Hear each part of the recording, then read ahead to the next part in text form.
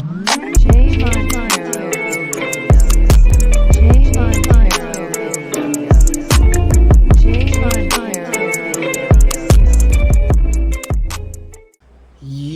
What's up? Good morning mga pre! Alright, kamusta? Kamusta na kayo dyan, no? Kamusta na yung mga pakaramdam nyo, mga kaguluhan ng isip, mga kung ano-ano mga pakaramdam, no? Nabawasan na ba?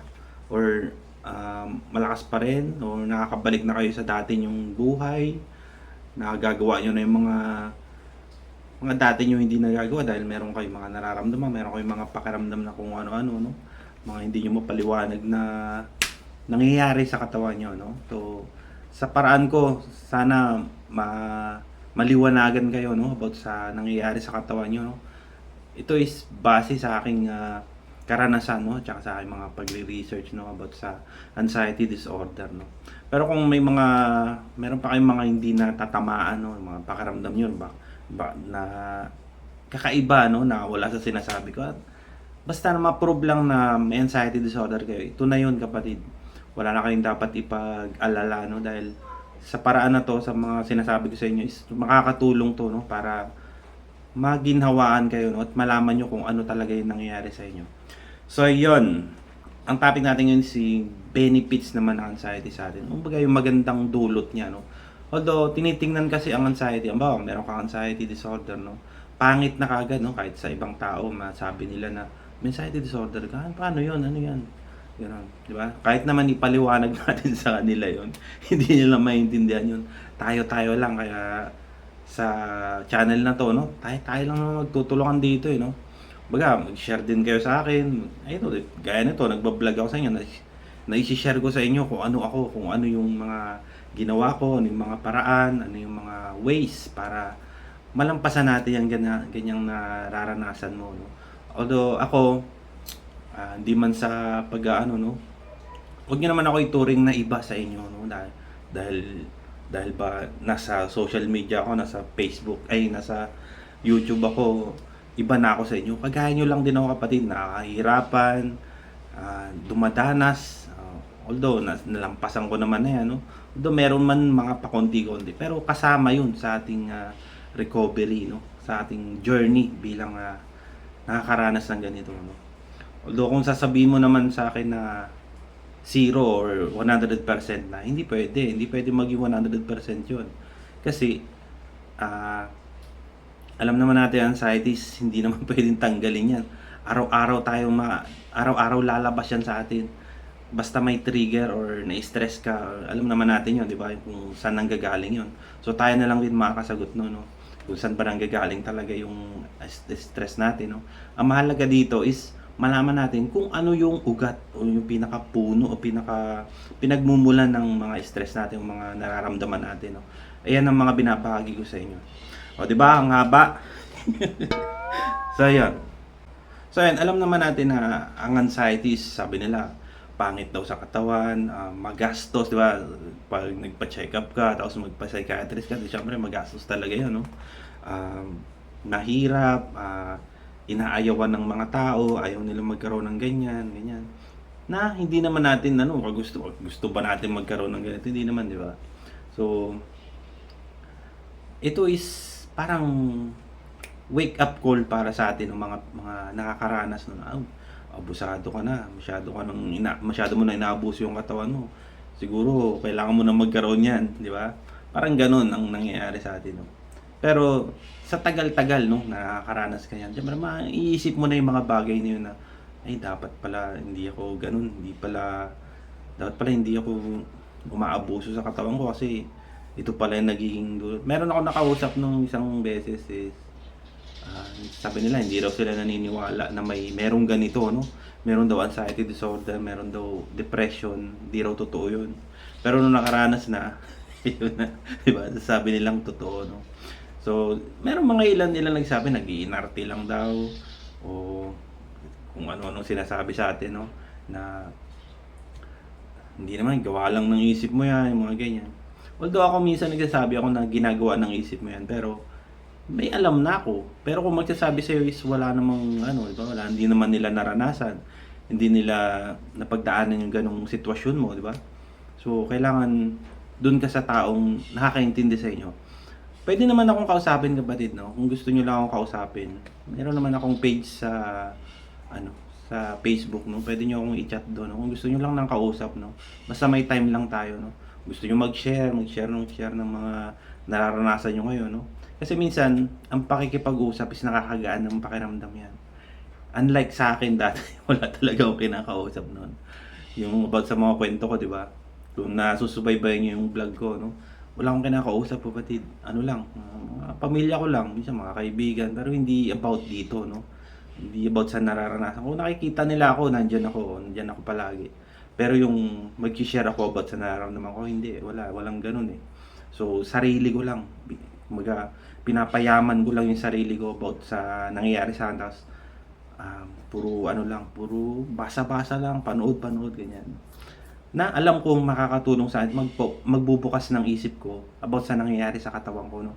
Kasi tayo napakarami nating mga tanong 'di ba, sobrang dami, bakit ganito, bakit ganyan, bakit itong utak ko, bakit ang hirap-hirap 'di ba?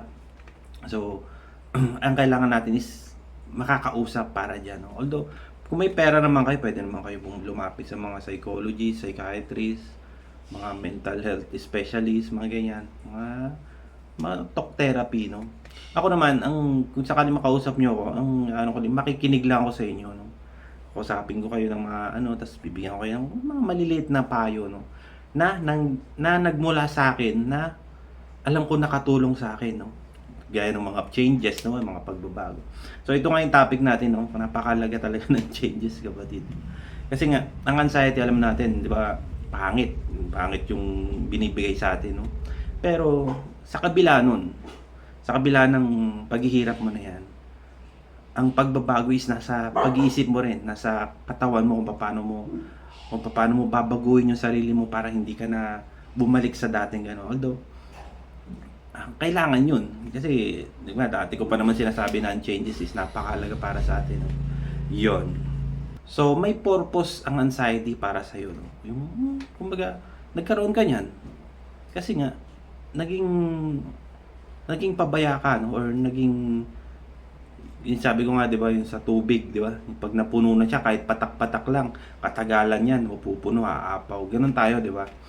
Ang purpose ng anxiety sa'tin is para gisingin ka 'no, na, "Uy, masyado ka ng umaabuso sa katawan mo. Lagi ka na lang nagpupuyat, lagi ka na nagiinom, nagsisigarilyo, inaabuso mo na talaga yung sarili mo 'no. Naapektuhan ako kaya umabot ako sa ganito, kaya dapat ano mo, kontrolin mo lang lagi, dapat balanse lang lagi 'no." So yun. So alam naman natin ang anxiety is future, more on future 'di ba? Ang depression is more on past 'di ba? Tapos yung anxiety is more on future threat, mga pakiramdam mo na mangyayari na hindi naman, pero may lumalabas na sa'yo 'no, meron kang nararamdaman, kaso wala naman, 'di ba?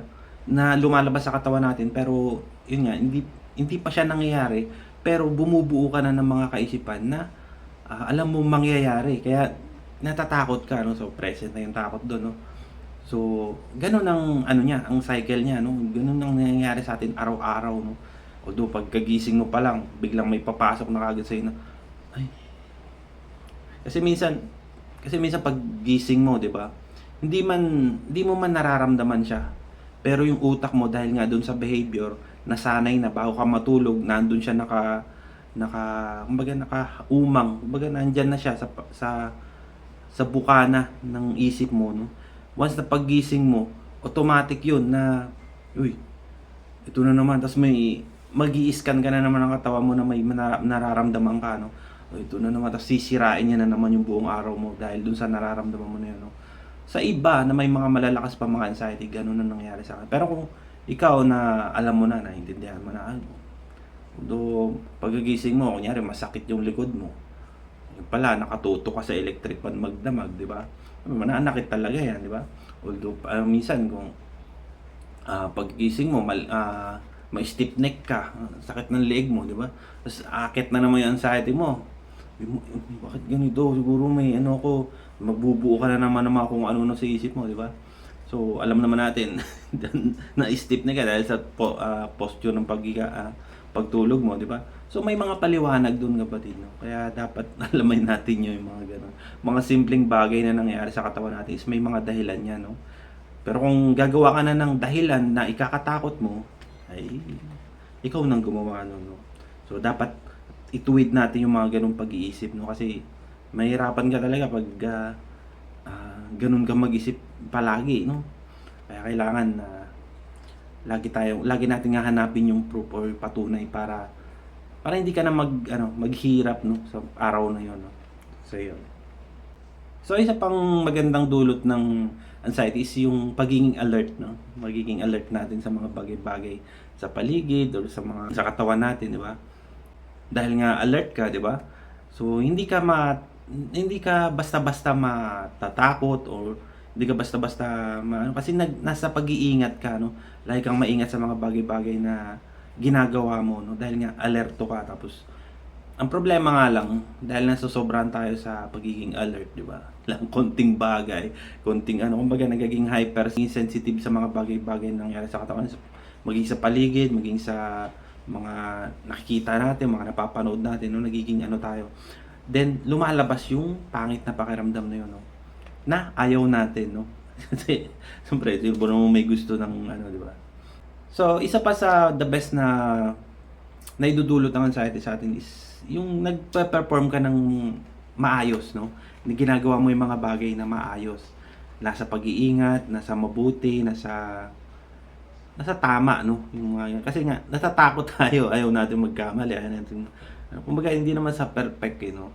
Gusto lang natin maayos palagi. Palaging may pag-iingat, no? Yun. So, ito isa pa. Anxiety is ginagawa tayong maging balanse, no? Gaya nung iba, 'di ba? Puyat ng puyat, bisyo, kung ano-anong ginagawa sa katawan, no? Or pang-aabuso, no? Yung anxiety nandiyan. Si anxiety disorder gagawin ka, no? Kasi alam ko may mga kwento kayo sa kung anong ginawa ng anxiety sa inyo na mabuti, no? Kasi sa atin puro pangit lang naman ang sa atin. Gaya ko noon, no, 'di ba? Sobrang mataba ako noon, eh. Ngayon tumaba na ulit ako. Mataba ako noon. Ang ginawa sa akin ng anxiety ko tsaka nung acid ko is pinapayat niya ako para makabalik ako dun sa dati kong katawan, sa dati kong kilos, dati kong mga ginagawa, no? So yun ang ginawa sa akin ng anxiety, pinapayat niya ako. So good yun, 'di ba? At least bumaba yung blood sugar, mga sa BP ko okay na okay, tapos kumakain ako ng mabuti, kumakain ako ng mga sustansya, tapos mga supplement, mga gano'n. Gumanda yung katawan ko. Yun ang dulot sa akin, dulot na maganda sa akin ng anxiety. Kung sa iba naman na hindi pa nila naunawaan, tuloy-tuloy pa rin sila sa mga ginagawa nilang mga bisyo, mga kung ano-ano mga pang-aabuso sa katawan, is yun yung ginawa sa atin, no? Para balansehin ka, no? Gawing mabuti, gawing maayos yung katawan mo. So, yun. Kumbaga sa lahat-lahat ng to, no? Parang ang anxiety is parang tapik sa balikat, no? Parang, huy, huwag mo masyadong abuso sa katawan. Kailangan nating balanse palagi, no? Kailangan natin na hindi dapat na dahil gusto mong gagawin mo na. Meron pa rin pag-control. Kaya nandyan si anxiety, no? Meron ka naiisip na masamang bagay. Siyempre, nandyan si anxiety, tatapingin niya, huy, masama yun, huwag naman ganun. Isipin mo muna kung ano yung dapat, no? Kasi pagdating sa anxiety is, gagawin niyang mabilis yung pag-iisip mo, eh. Pero yung subconscious mo, kailangan present pa rin yun dahil hindi naman kailangan lagi susundin mo yun, eh. Basta papasok pa rin yung present mind mo, ay, hindi nga pala, masama palang gawin yun. So yun, unawain na lang natin yung mga bagay na yun kasi nandito tayo, nasa anxiety disorder tayo, meron tayo niyan. So yung mga pag-iisip na pangit is kailangan mo na nating pag-isipan yung mga bagay-bagay na yan. Dahil minsan ginagawa tayong kumbaga binablap tayo nun yung pag-iisip na yun na papaniwalain ka dahil sa paulit-ulit. Yun yung rumination, no? Paulit-ulit niyang gagawin sa'yo yun. Pero dahil nga nandyan si present moment, nandyan yung talagang pag-iisip mo na masama yun. Kung hindi naman ako gagalaw, hindi naman ako wala namang mangyayari. So yun. gagawin tayo ng ano niyan. Kasi minsan, lumalabas na nga yung mga pangit na pag-iisip, di ba?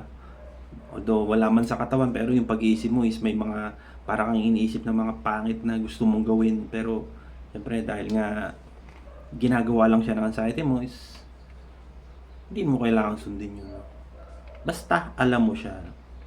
So, yun. Huwag natin tingnan yung pangit pagdating sa anxiety. No? May mga magagandang dulot yan, kapatid. Although meron na ako mga vlog na ganito noon pa, no? Kung siguro, mga dati pa mga vlog yun.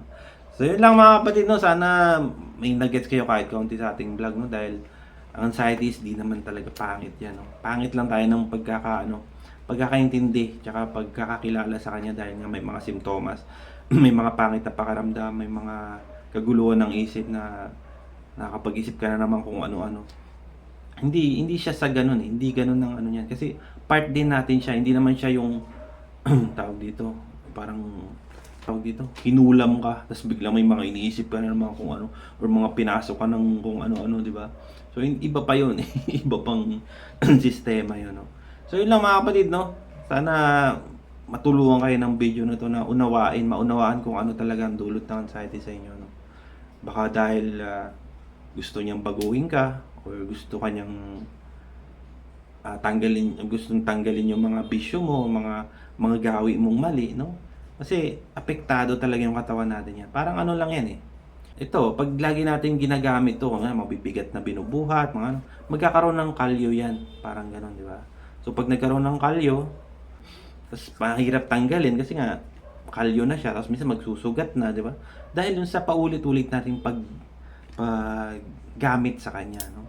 So parang ganoon lang din sa katawan natin, sa nervous system natin, no? Hindi man natin nakikita, hindi man natin, no? Puro pakiramdam lang siya, no? So kailangan natin maunawaan yun dahil wala, ganun talaga ang ano, kailangan natin talaga is diba dyan is pagbabago, no? So yun lang mga kapatid, no? Maraming salamat sa inyong pakikinig at sana may nag-gets kayo, may naintindihan kayo kahit kaunti sa ating vlog, no? Ito is mga naiisip-isip ko lang naman na alam kung makakatulong sa inyo, no? So yun lang, maraming salamat. Adios.